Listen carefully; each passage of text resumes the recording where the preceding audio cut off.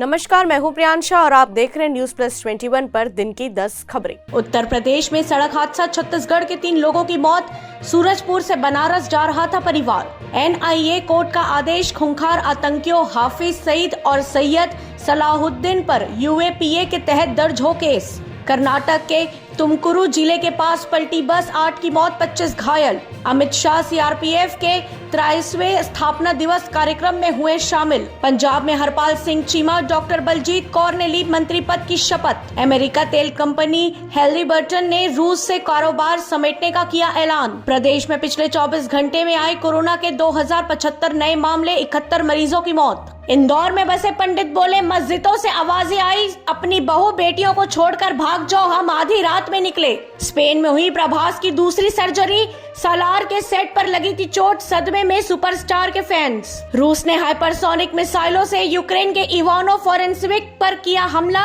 हथियारों से भरा बड़ा अंडरग्राउंड डिपो तबाह। ऐसे ही तमाम जानकारियों से लगातार अपडेट रहने के लिए हमारे चैनल को लाइक और सब्सक्राइब करना ना भूलें। नोटिफिकेशन के लिए बेल आइकन जरूर दबाएं। देखते रहिए न्यूज प्लस 21, आपके हक की बात।